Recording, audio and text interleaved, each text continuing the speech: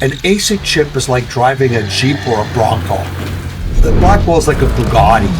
Our chips coming from Bitmain, within 6 hours are plugged in and producing cash flow. The NVIDIA chips come and it's 6 weeks because you're building a brain. The miners are deeply undervalued relative to the Bitcoin ETFs. And this is all because of when Putin invaded Ukraine, the value for a molecule of energy went up dramatically. Now we've gone into sovereign data centers, sovereign energy. The other part that's significant is the decentralized mechanism that the Defense Department is looking at. If there's an attack by China and then go to try to shut down all the telecoms so people can't communicate, the only way around that is to have decentralized data centers all across the country. Why? Because of the success of Bitcoin. Hello, everyone, and welcome back to the show. I'm your host, Rob Wallace, and today I am very grateful to be joined by Frank Holmes, the executive chairman of Hive Digital Technologies, the first Bitcoin miner ever to go public back in 2017. Frank, how are you doing today? Outstanding. Wonderful. Yes. Well, life is outstanding right now, especially for people in our position who are in Bitcoin, and you are also in AI. So I think that these are two of the most exciting industries in the world right now. And you are sitting at this position, able to look down at the whole entire industry and have a large view of it all. So my first question for you is the real war of the 2020s going to be fought over Bitcoin hash rate and compute power instead of oil and territory? No, I don't think. I think, first of all, you need to have the source of energy, and then you have the data centers for the hashing power. So what's really key is, and you can see the hyperscalers like Microsoft running out, tying up all big blocks of energy to start the data centers, and then they go quiet. And everyone thinks that's over. And all of a sudden they're back again, grappling, looking for anyone with sources of energy. And so that to me is the most interesting part of the data center ecosystem. Yes, the whole economy starts with energy, right? It all starts with energy. And so, yes, I mean, that happens with Bitcoin too, right? And so we're at this Bitcoin and AI super cycle, as you've said before. And so how is Hive positioned to ride this wave over the next decade? Well, when we started Hive, it was I was trying to launch another ETF. I'm a global money manager, and I'd launched the JETS ETF, which captures 9% of the global GDP and the whole airline industry. And the digital nomads that 50 million now travel north-south during seasons. That sort of, with gold, led me into Bitcoin, but I couldn't launch a Bitcoin ETF in 2017. So I put up the first 5 million of seed capital to do the creation of Hive, because when you mine a Bitcoin, as you know, and your listeners do, is that it's a virgin coin and it's never been in cybersecurity issues. It will never have those issues because it's the virgin coin. And therefore you don't have a KYC AML problem. And that was always the difficulty with regulators in 2017, 18, all the way up to only a year ago that they finally approved a Bitcoin ETFs. So Hive was the first in that journey. And really, it taught me a lot that you learn as a money manager about the need for energy and data centers. And so really what Hive is, and anyone that's a Bitcoin miner, they have an expertise in data center operations. And what they really are is the lowest. They try to drive down the price, and energy is such a key component of Bitcoin mining. They're the most frugal, and they are able to go and find energy that is wasted or surplus and unused, and monetize that and create an economic activity. So I think that the Bitcoin miners as a whole have been the real early explorers of sourcing energy for this incredible build out. Yeah, they describe Bitcoin miners as a pioneer species, right? They'll go out to the uninhabited areas, set up the energy production, and then a whole economy can just fruit off of that, right? Correct. And we can see today, just to complement what your thought process is, Stargate in West Texas, Abilene, the first to go in that area where there's surplus gas, wind, and solar energy. were Bitcoin miners and tying up that area, big tracts of land to tap into this surplus energy.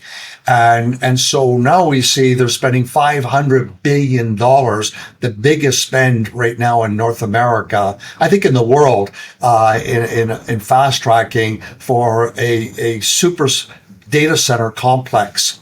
And so Hive specializes in using renewable energy, correct? Correct. How do you find these projects, and what is the most attractive renewable energy projects out there right now? Well, when we first went out, it was in Iceland, and then it was Sweden. And then we went to Canada, but we still had that sort of choke point 2.0, which is still happening in many other countries in the world, start taking place. So there's two external forces that really made it difficult to get green energy. One was just the skepticism towards Bitcoin mining, even where there was pockets of surplus hydroelectricity. And the other was when Putin invaded Ukraine, the value, the appreciation, and the respect for a molecule of energy went up dramatically. And all of a sudden it was exposed that Germany foolishly shut down all their nuclear reactors and they had to rely on Russian gas, and all of a sudden that shut down. We've seen sort of the domino effect, but we also saw energy prices in New Zealand go up. Well, it's so far removed from the Ukraine. But this deep appreciation. So now we've gone into what we're seeing is sovereign data centers, sovereign energy. And we saw in Sweden, the tax authorities going after anyone's Bitcoin mining. And then the government would put 100% tax on all electricity for data centers. They became so paranoid regarding the protectionism because of what happened with Putin invading the Ukraine.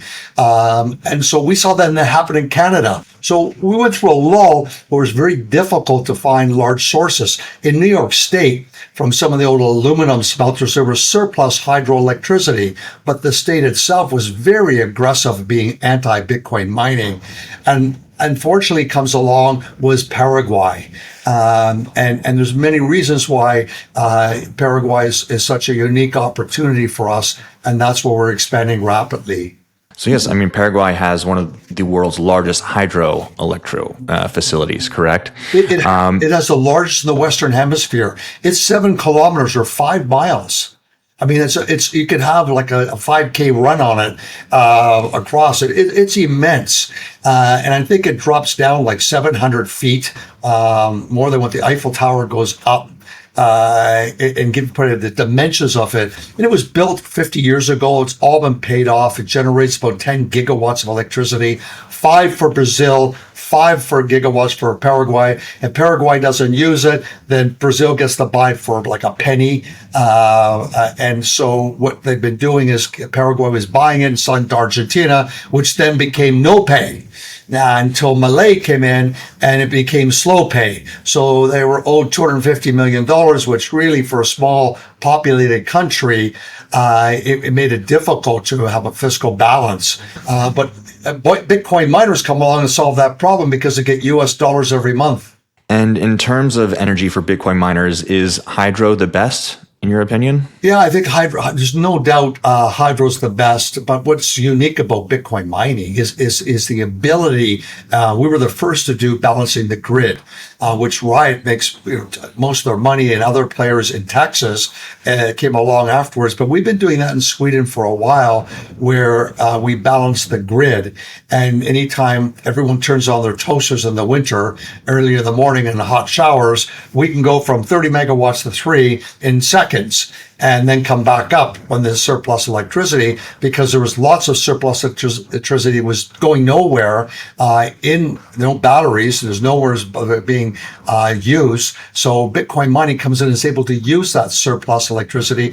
But when people need it for 2 to 3 hours a day, we can curtail and all of a sudden give it back. So you can do that with Bitcoin mining data centers, but you can't do that with high performance computing.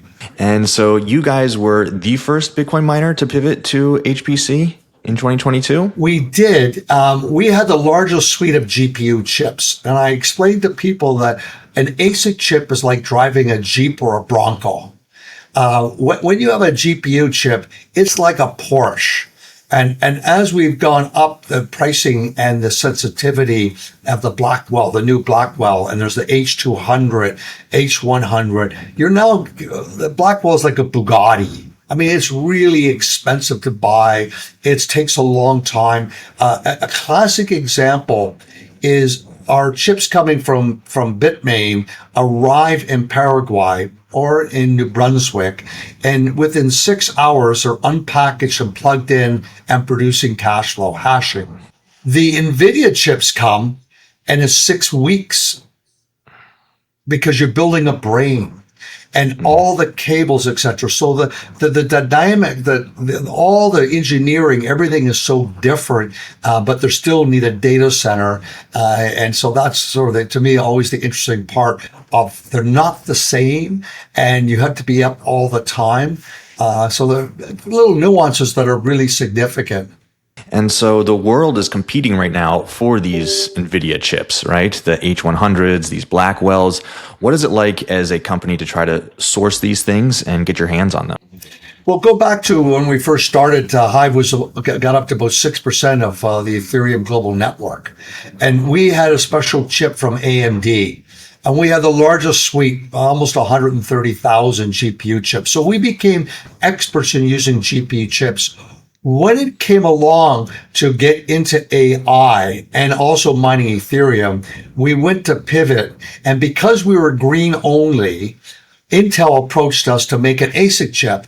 And NVIDIA talked to us because, for interesting enough, they gave us NVIDIA chips that allowed us to do both mine Ethereum or any of the altcoins at the same time do AI. Whereas, say, Hut 8 was only able to buy an NVIDIA chip that could mine Ethereum.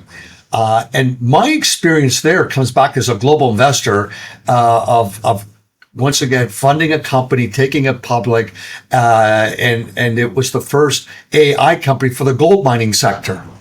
And so I had learned back in 2018 and 19 all about AI, why Montreal at the time in Canada was the center of AI research and PhDs and geologists and engineers that were using AI. And so that allowed me to say, you know what, we've got to buy the new chips. AMD doesn't have them. We have to go to NVIDIA. We cut a deal with NVIDIA, and we bought about $70 million worth of NVIDIA chips. Along came the disappearance of Ethereum going from proof of work to proof of stake, which was, I think, a big mistake by them for many reasons. But it's really important to recognize we were able to still to pivot, lose that business, go to altcoins, and we're mining using AI, different altcoins, and selling them to generate cash flow. And then we sold all of our Ethereum, like $3,000 or something of that nature, to go and expand in the Bitcoin ecosystem. So far, that trade has been worthwhile because the spread of Bitcoin divided by Ethereum, that ratio, which they like to use for gold, silver, it became really attractive. Bitcoin far outperformed Ethereum since Ethereum went to proof of stake from proof of work. So we had this experience on GPU chips, and it made it easier for us to make that transition. And thank God we did have those chips because it was a big profit center for us, Ethereum mining. It was much more stable than Bitcoin. The difficulty was much more manageable. The profit margins always remain, even on the big crashes, always remained higher than the Bitcoin. So it was interesting to see. We still, as how we run our company, had operating income, and we lost mining Ethereum. And Sam Bankman-Fried the global industry. Everything crashed. We still were able to eke out a operating income during this process. So we found out that this AI boom before open chat was taking place, that more money from VCs were going into it, and they had to lock up big contracts with Azure or AWS. They were reluctant. So you just have a venture capitalist just funded you with $5 million.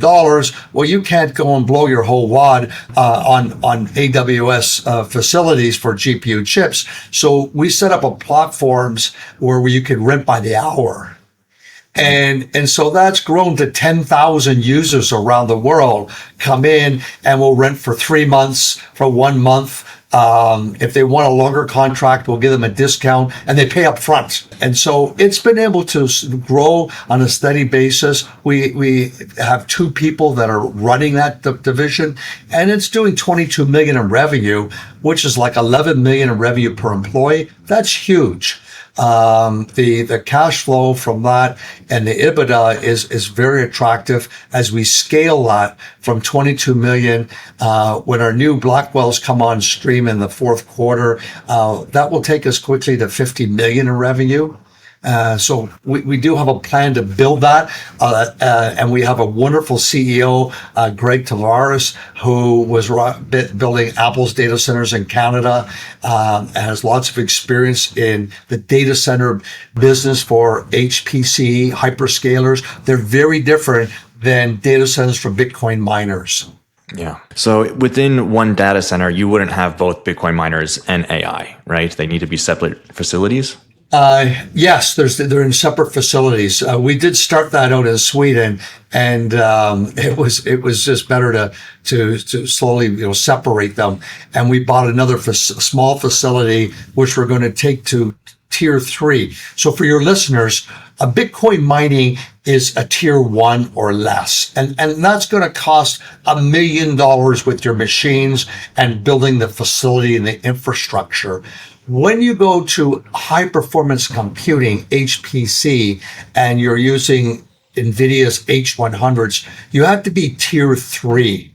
And tier 3 is about another $10 million per megawatt spend, excluding the chips. So when you add the chips on, it's another $15 million. So you're talking about $25 million a megawatt, basically, when you're going to go tier 3. If you want to go tier 4, like you're doing work for the U.S. government, NSA, or people of that caliber, then it's tier 4, and that's running about $16 million just for the data center, because you have to have backup cooling systems. You have to have 2 sources of internet coming and going. You have to have redundancy everywhere. You need batteries. You need oil or natural gas backup in case the grid goes down, that you're able to maintain that high performance computing. You cannot go down. You have to be up all the time.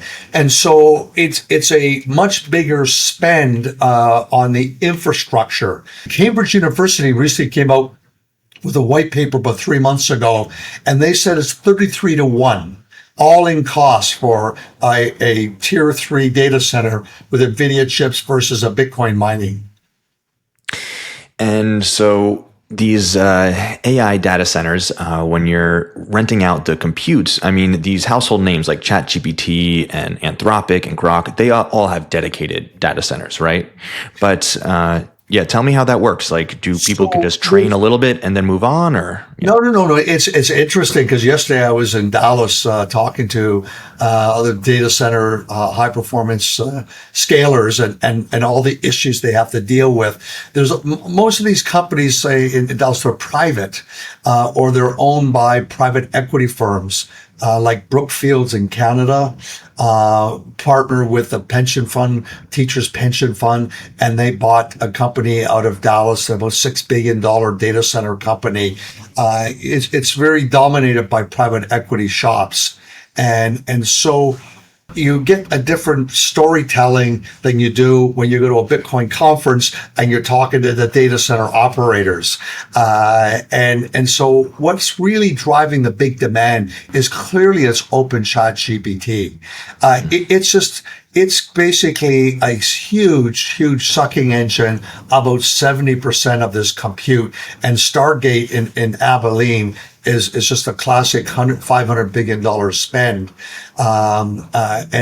And so you have to go through, if you're going to be a builder doing something with them, you have to go through an approval process like I would have to go through to get my ETFs on Merrill Lynch, Morgan Stanley's platforms so that the brokers could buy it. You have this complete due diligence where you have to go through something similar if you would go to Microsoft or you go to Google. You go to Amazon and you go to CoreWeave. And so what I learned, CoreWeave has been on a tear. They're the most simplest and easiest way to go through the due diligence is CoreWeave. And they have the best firmware.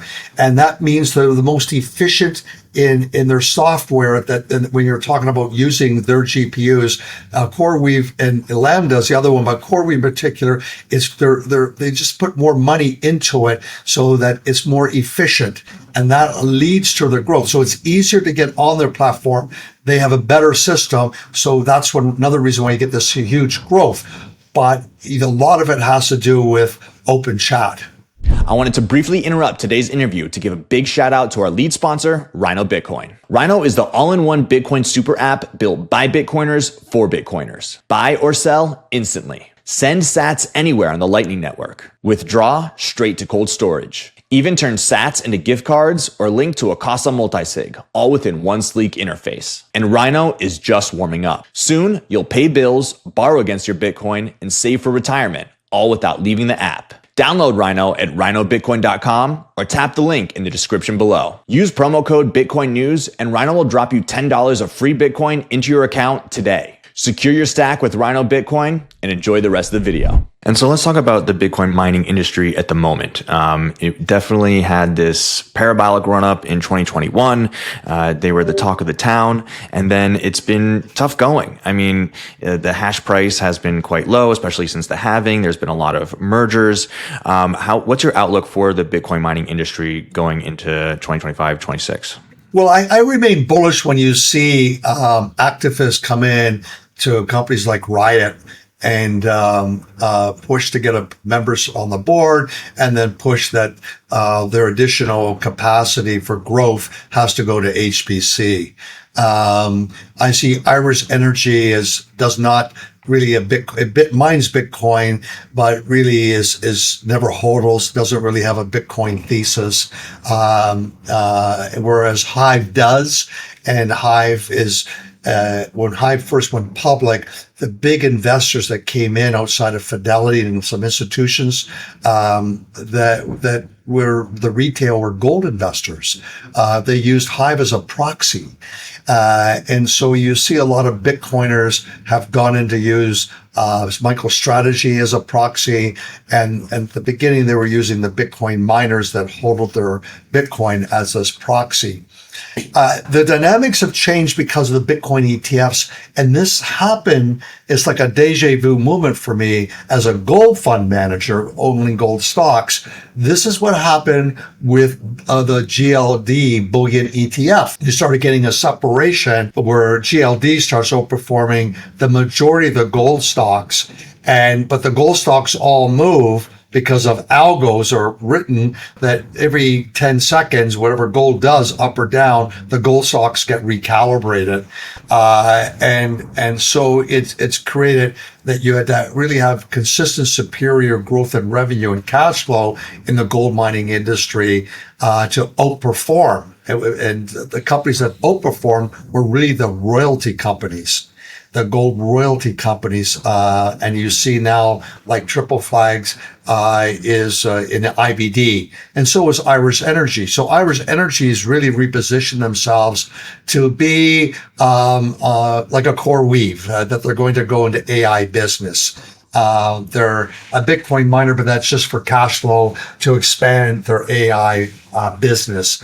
And so you're now starting to see in the ecosystem of who are your shareholders. And usually you can break up shareholder bases. I know this from my ETF world. Some are GARP investors, growth at a reasonable price. Others are momentum buyers, looking for momentum in revenue and cash flow.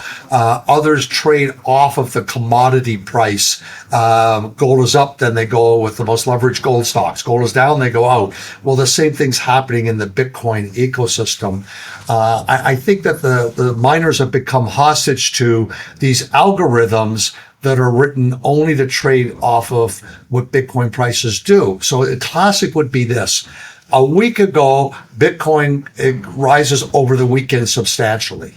Opens up higher Monday. So the Bitcoin mining stocks open up because Bitcoin opens up. And then Bitcoin sells off. But Bitcoin sell-off is still much higher than it was the previous week. But all the Bitcoin mining stocks fell. And this is all because of algos. Has nothing to do with where Bitcoin is. All I know is running my business. I said, we're way ahead. Look at our hodl position. Look at our daily production. In fact, our revenues is higher this week than it was last week. But you wouldn't think so with the stock price, because the Citadel Capitals, etc. of the world, they're so big.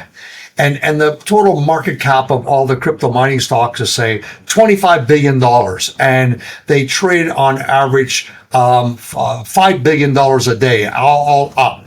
Well, that's a rounding error for these big high frequency trading shops. And the kids that are coding that algo made it all to go with Bitcoin. So they only look at Bitcoin from when the market opens and it closes for the stock market, and it's just set that day. It's not relative to last week, last month, last quarter, and until you get these surprises. So I think where the real discovery is the miners are deeply undervalued relative to the Bitcoin ETFs today. Because you can see year over year is starting to really materialize. I was thrilled for Hive. Hive's year end was March. Our revenue was 110 million. About 10 million came from HPC, approximately. But the rest is that we still did $25 billion in operating income after the halving. And our EBITDA was 56, 57 million.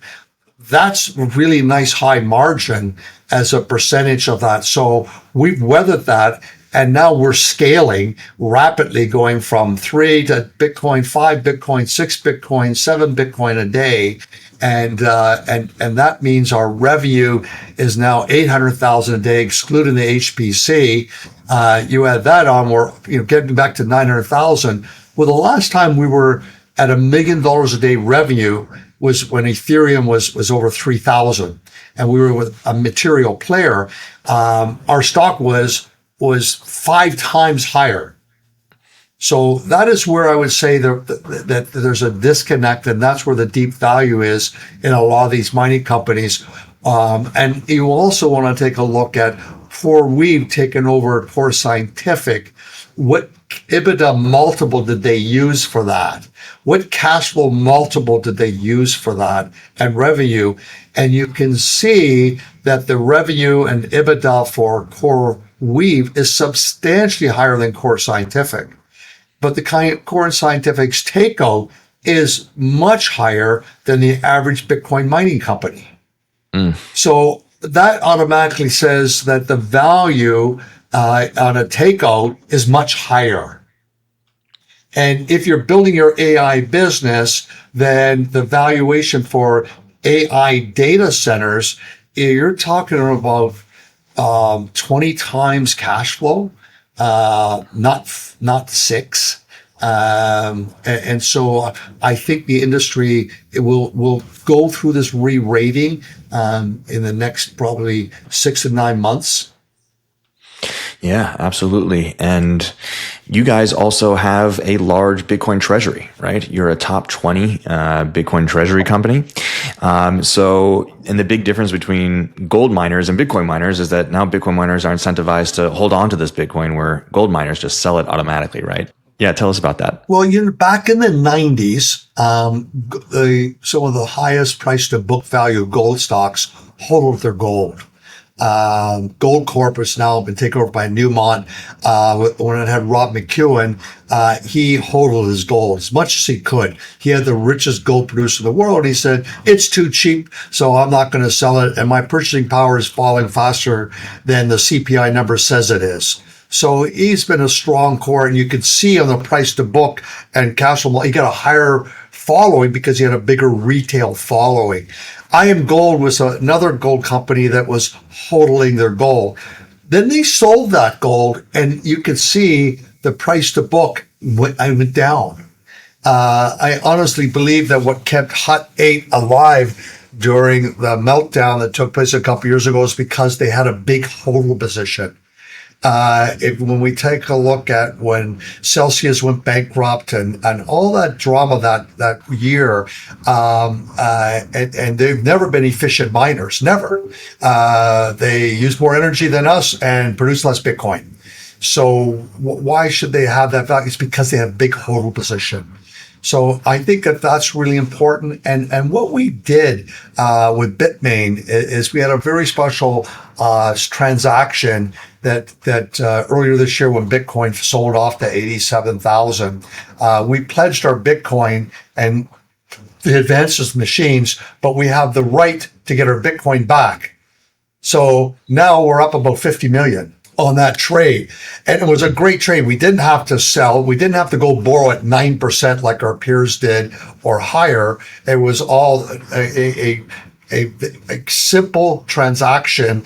And so that's how Hive has been able to use this ATM, but not just all of it. Like other crypto mining companies, if you look how much they've used to sell shares to their expansion, when you look at Hive, we have spent, I think, less than $25 million per exahash in building out the infrastructure. Our peers are about 100 million. So why is that? Because we're very conscientious of the cash flow return on invested capital model. And what I love about Bitcoin websites, they'll tell you if you go buy this chip and you have this, you can plug into the sort of the formula. If this is your cost of energy and you're using this machine, this is how many days you'll get your money back. And it's very driven. The Bitcoin miners are very driven to buy machines on the most efficient basis. And we run our company that way.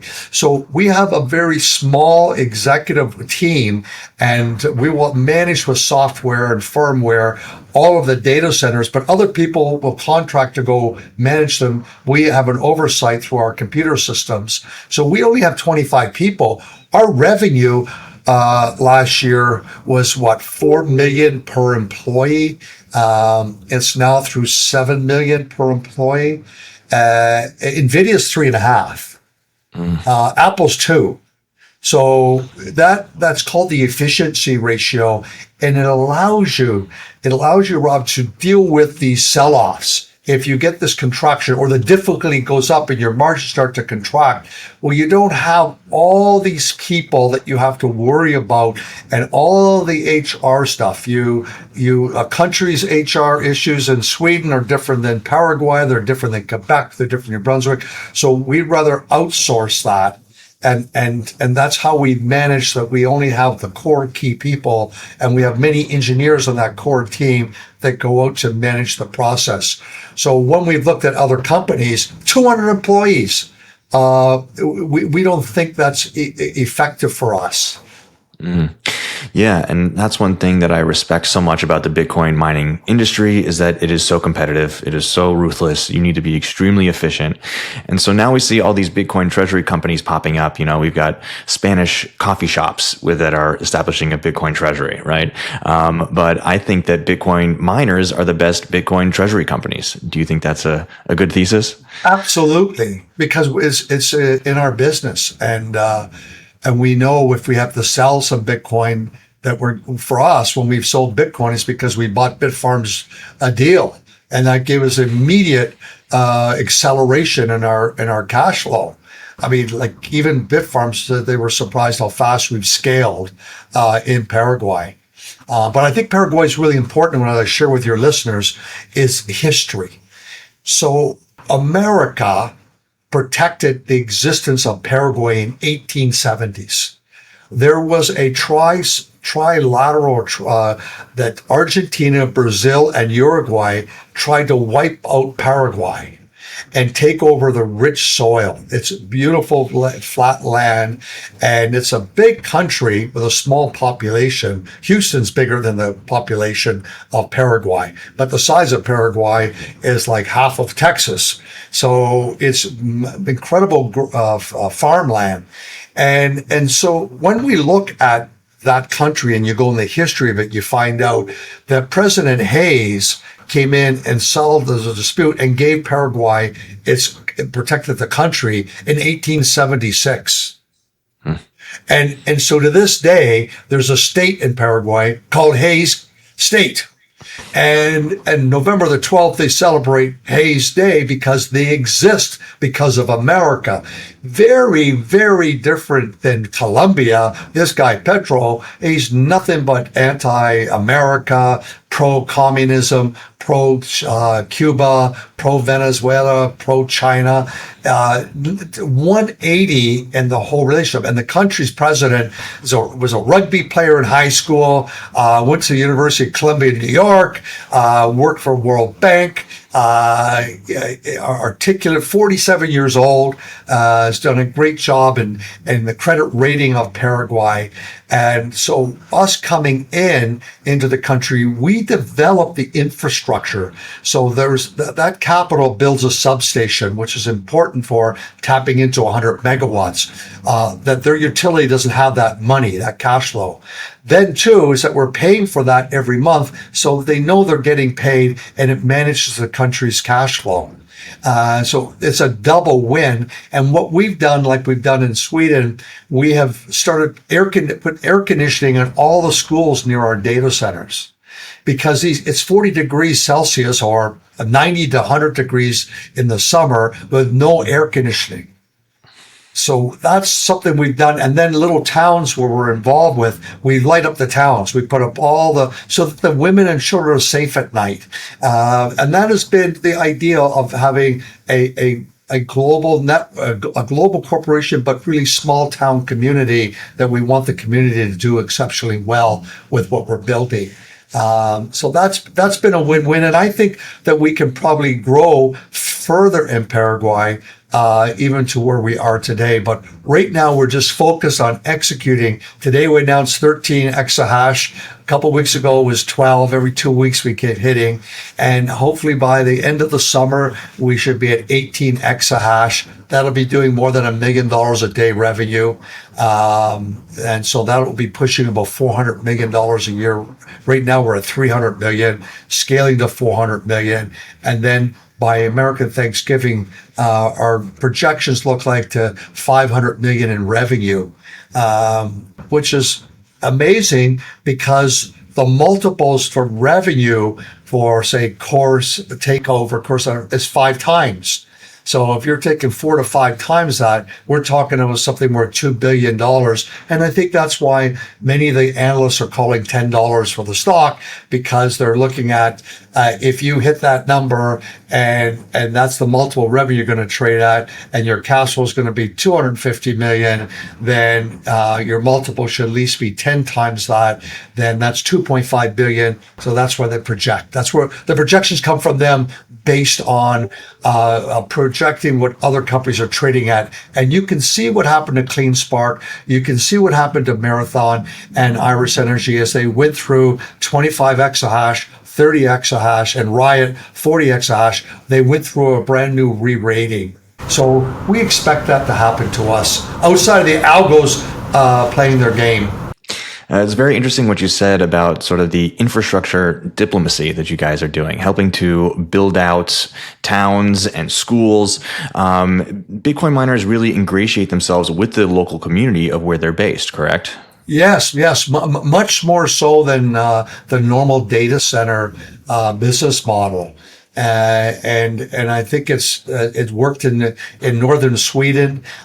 We sponsor the 12 kids hockey teams.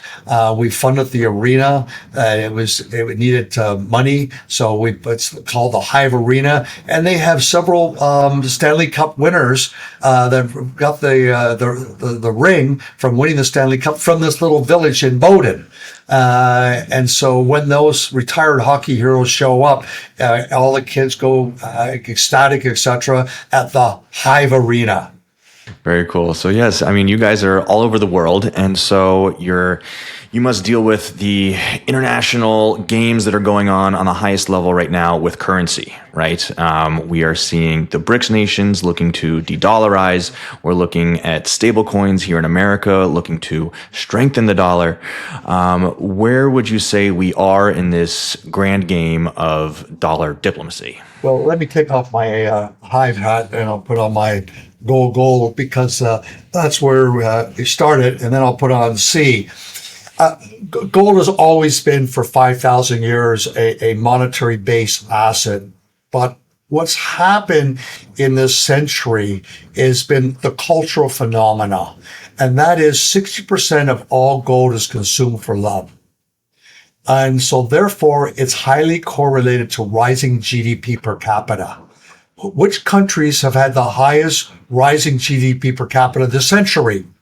China, India, Vietnam, Thailand, Indonesia, Malaysia. So there's this incredible, if I have higher wealth than this year, then I'm going to buy for your birthday. It's a year of the snake. So I'm going to buy you a necklace with a 24 karat gold snake on it. And a couple of years ago, it was only a gram of gold. Now I bought you an ounce of gold. And so we can see that every time gold sold off, a big buying came in, and it was this love trade. So there's a base underneath it that's cultural. The other 40% of gold is fear of an imbalance, or there is an imbalance between monetary and fiscal policies of any government. And what we've seen now in the U.S. is this huge imbalance with a deficit spending. And America goes to defend it by saying we have to spend so much money on defense compared to other countries. So what we're seeing is this sort of tension. The fear trade captures the Bitcoin narrative. People buy Bitcoin not for love. They love buying it because it's new technology. They love innovation, but they don't buy it because it's love. It's virtual, and it's not tangible unless you convert it into something tangible. So what you're seeing is that gold is continuing to be the preservation of wealth. And Bitcoin is preservation, but growth of wealth, because the element of scarcity is much stronger and better defined at 21 million coins, whereas gold supply from recycling or new production coming on is 1 to 2% a year. So that supply is still, it's not capped. And we know from I know personally, and art I have, that if you limit the supply, so there's only one print of this or one painting, and everyone falls in love with the Warhol print, then all of a sudden it goes up exponentially. So scarcity. So gold has a certain amount of scarcity and has much more of a cultural affinity. And I don't think it's going to go away. I think it trades much higher because the central banks, they like the tangibility of gold. But then the intangible is young investors like yourself. I'm talking about my age is going to be more feeling safe with something tangible. And whereas you're going to be more comfortable with something that's virtual. And when I talk to people that are baby boomers like me, I say it's like your mileage points. It's virtual. I can transfer them to you. That's what Bitcoin is. I can transfer it to you. It can send them all over the world. I can pass on my points, but the points from the airlines is just like a country devaluing its purchasing power, because what used to cost me 20,000 points to go to Europe 20 years ago is now 200,000 points. So I've lost my purchasing power. And so the big debate is going to be this argument of purchasing power.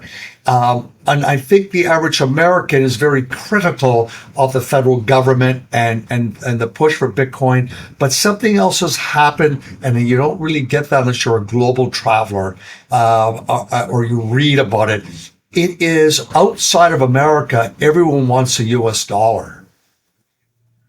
In 2002, Argentina confiscated all your U.S. bank accounts. In Zimbabwe, that's happened several times. In fact, in Zimbabwe, there are like forts made, military forts that are banks with no bank deposits for safety deposit boxes, because people will not put their gold or anything of wealth in a safety deposit box in a bank, because the bank will come in and confiscate your wealth because the government told them to. And so this paranoia of this is my sovereign capital, this is my money, gold has always done that. And so now comes Bitcoin. What really you can see this evolution before Bitcoin came out was M-Pesa. M-Pesa was the telecoms to compete with the banks in Kenya, and all of a sudden they were banking the unbanked. Poor people that had a cell phone, and it was a technology that allowed digital money. Well, today, 60% of the economy is traded in Kenya on M-Pesa, and it's more than 15% of its GDP. It shows that digital wealth is nowhere, it's not going away. And Tether comes along. And Tether comes along and says, you know what? You can keep your US dollars. You don't have to put them in your mattress. And if your house burns, you lose your cash, or someone robs you and they take your cash. You can keep it in a wallet in a digital format, and Tether grows to 300 million wallets. Tether grows to become the wealthiest revenue per employee in the world as a company, because all these countries in Africa and Latin America, they want to have their US dollars outside of the banking system, which means outside of the government. So now we get the Genius Act being approved last week, and the push for stable coins is for America to be able to have, Tether can stay, but it should be able to say you can have $100 bills cash, but you can also buy our stable coin. And it's going to accelerate. Well, anytime you've accelerated in the Bitcoin, in the stock market, money market fund growth is highly correlated to stock market growth. And so now we're going to see all this wealth that's been hidden showing up. It's going to go into these stable coins. To me, is only greater purchasing power of Bitcoin globally, because of its scarcity value, and people learning how to feel comfortable with trading stablecoin. If there's 300 million users of Tether with 4,000 on average account size, can you imagine what happens when that goes to not 130 billion, but 1.3 trillion, what that means for Bitcoin? So that's where I'm so bullish on Bitcoin. And let's come back to about China, the tariff war. So I'm going to put my other hat on, and that's called C. And I used to have a China region fund. I started the first one. I had the first Eastern European fund, and I ended up shutting down because the problems out of China and the problems out of Russia, even though they were top performing, there was just such negative. And now my Eastern Union fund went up to 1.4 billion in assets. It was just too much risk of what is going to happen with Putin going on. And so I said, well, what makes it all connect? And I learned from Hive when we were upgrading all of our AMD chips for memory cards from China, we had to do cargo shipping. And I realized I had to learn all about cargo shipping and what came by planes and what came by boat and what the time difference was and what was the cost, etc. And I went the aha moment that 80% of all global trade, the arteries of the global economy, is by cargo ships. So I said, okay, I'm going to create an ETF for that.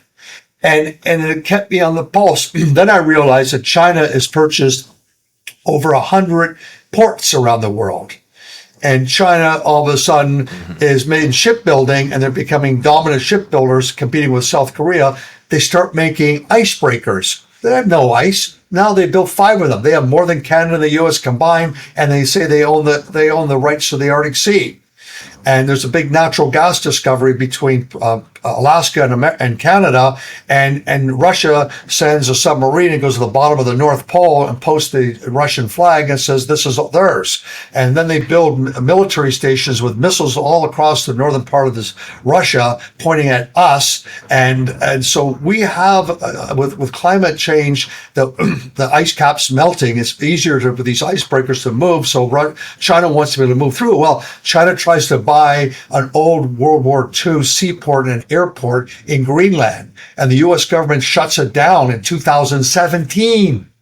Not just recently because Trump said he wants to buy Greenland. This is a long time ago. So the Chinese have been encroaching. In Panama was actually bought by a capitalist, Hutchison Whampoa, the richest man in Hong Kong, bought that port. It wasn't mainland China, but mainland China bought an island in the Caribbean at the mouth of the Panama Canal to basically start building for military. and like they've done off the Philippines. That was what's concerned with the rhetoric. So the real debate, since Xi Jinping has become dictator for life, you have seen an exponential growth in military spending. And when you compare their military spending to the U.S. government's military spending, maybe 1/10 is on healthcare and salaries for soldiers, whereas in America, it's 50%. So if you look at that difference, they're actually spending more in building ships. Well, now they have more destroyers than America has. They have more icebreakers. So Canada all of a sudden gets a wake-up call from Trump, which was brutal what he said and did with Canadians. And I grew up there, but what he did is he actually united the country and brought in new leadership. And they're going to spend $150 billion on military to build a defense and be part of that dome. And they're building icebreakers. And Germany, which wasn't spending their quota, all of a sudden they're going to spend 5% of their GDP. Well, that's one of the biggest GDPs in the world. That's $250 billion. And you're seeing a huge ramp up of military spending. Then you find out that the Chinese were funding the Taliban with night vision glasses to shoot at the Afghan and basically demoralize them. And America pulls out. Well, it was being funded by the Chinese. And who took over the Afghan military base were the Chinese. They're leasing it from the Taliban. So we are actually in a tariff war, and what Trump did is he has a tariff war with everybody, and then all of a sudden, oh, you're from Scotland, okay, we'll another 3 months we'll give you a delay, but China, no. You're from Japan, oh, we'll do another deal there. Everyone's been cut off doing deals, but not China.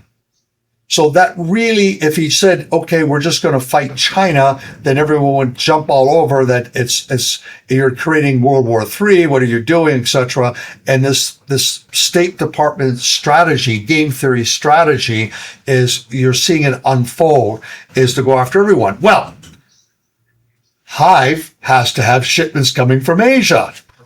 Hive, big first shipment comes on one ship, Liberation Day, April the 2nd. After that, shipping rates fall and they immediately go back up. Our last shipment was over 5 ships, 30% higher cost. So the world's not falling apart, Rob. It all the negative narrative. The airline industry is booming, and everyone on Wall Street's always writing these negative narratives. This is bad, that is bad. All the airplanes are packed. There is a shortage of pilots. The military used to be where they got most of their pilots from. Well, now they're drone experts. They're not going out and going into fly 747s, going through training. They're in Vegas and other places flying drones and dropping bombs over places like Iran, if that's where they have to go. And so it's recognizing these sort of shifts and see when above its 50-day moving average. So I start scratching my head and start saying, if it's so bad, all the ships should be sinking. It's not sinking. If the arteries for global cargo travel are rising, this is very positive. So over here you have a negative narrative, but here you have to look at the 50-day moving average. What's happening with gold? What's happening with C? Gives you a pulse of these global dynamics and digging down. So I write every week. I have about 100,000 followers in 80 countries on sort of these global my travels and who I met and what I've done. And C, for me, I could shut down these emerging market funds because C is the artery between sending LNG, copper, iron ore. It sends them to Asia, and Hyundai or South Korea makes a ship or a car, and they send back on a cargo ship. So I can tell you how things are going.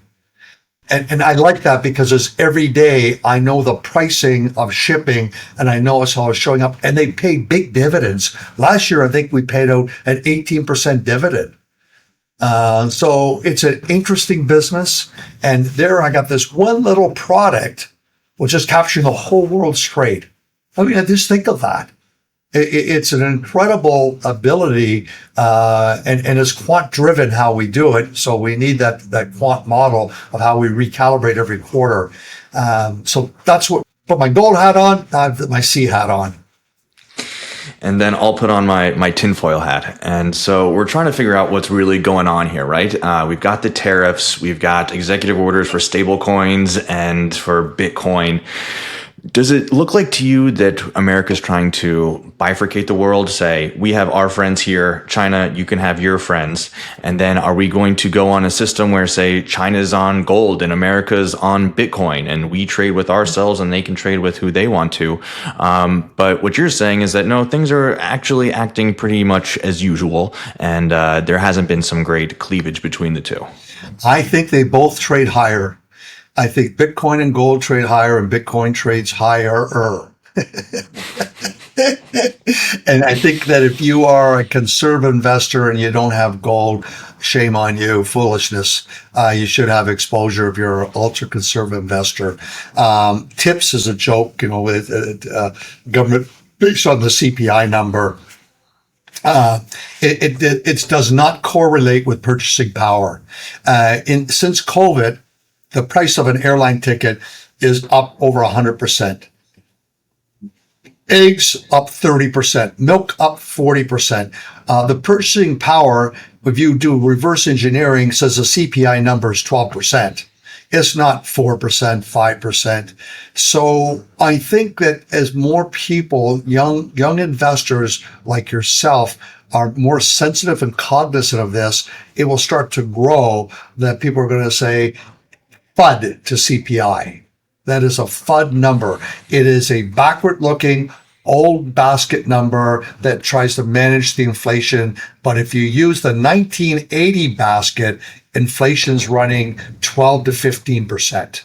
And so then what do you think in terms of Bitcoin price? The Bitcoin price for the end of the year. You got to be long Bitcoin. Yeah. You got to be long. But where are we going? And I think that it's $250,000 is the first where we're going to get that surge. It'll go to $250,000 and it'll go to $1 million for me. Well, my wake up call was a couple years ago when ordinals came out.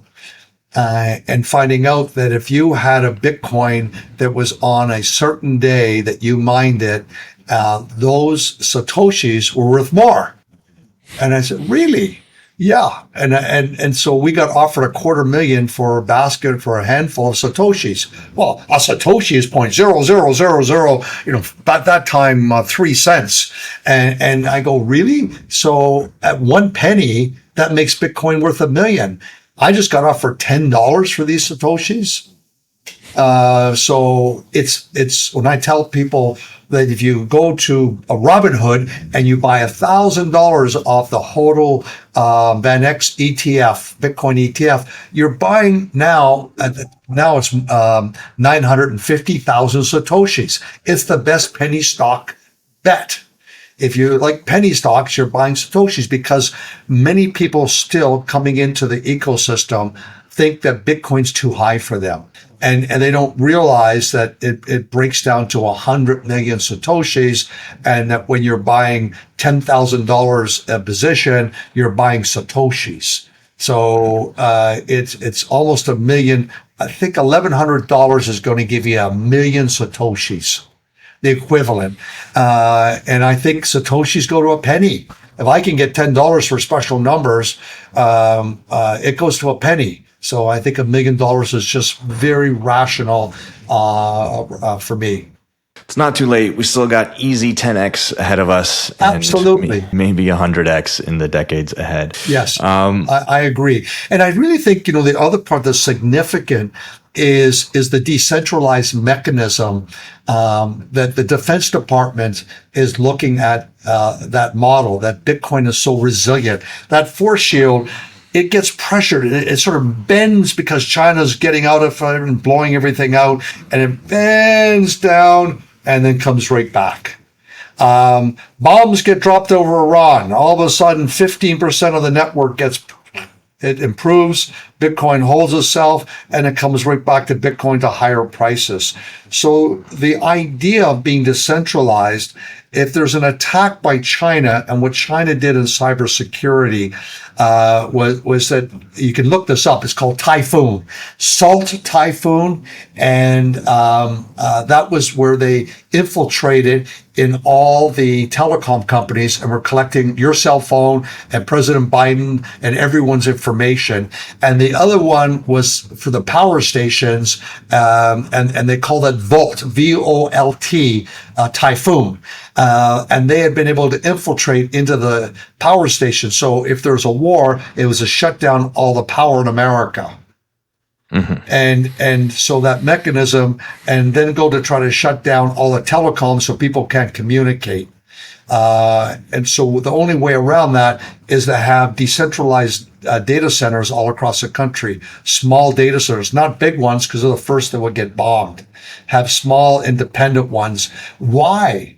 Because of the success of Bitcoin, which now has 21,000 global nodes working and functioning at 24/7. So I think that there's a book written on it by a strategist for the military about Bitcoin, but I think it's being really pushed along, that concept that protects you from the attack of countries like China. And so to close out here, Frank, I have one question for you. You are obviously a well-read man, a smart man, an investor who has seen many different waves come over the years. What would you say to young people who want to gain that skill, to be able to foresee trends before they come and stay on top of the curve? Well, they call it spatial knowledge. And you can work on it. You can go to Open Chat, how to improve your spatial IQ, to see big to small faster, small to big faster, fast to slow. Great racing car drivers do that.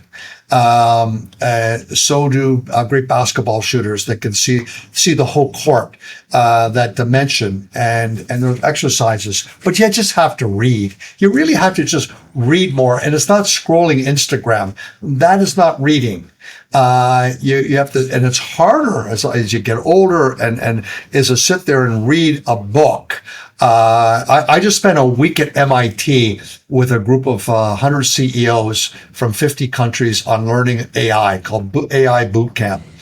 And the biggest thing was that AI is to enhance your career. It's not going to take away. If you ignore it, it can hurt your professional career. But if you use it, it will enhance your career. But you have to go and read. And you should start reading. So older guys like me, go get big type. The professor was so interesting. He said, go to the bookstore and get a novel with big type so you have no excuse to read a paperback, the whole book, and try to concentrate and connect. So I went and got a couple of Tom Clancy books, and it goes, each chapter goes back and forth, back and forth. So you have to remember what you read 3 chapters ago. It has to do with this chapter, and it's forecasting 2 chapters out. And so that idea of reading a novel like that, it helps your curiosity. But now you look at stocks, and you look at investing, and you look from macro to micro. You look from this factor, that factor. And what impressed me with my JETS ETF for young millennial investors, were really the first to grasp the opportunity of JETS. Wall Street had capitulated. Warren Buffett in 2020 blew out all of his delta. I understand he's turning 90. COVID's a disaster, and millennials are betting that there'll be a vaccine, there'll be something, there'll be a cure, they'll find a solution, and they were piling in at 50 million a day into JETS ETF.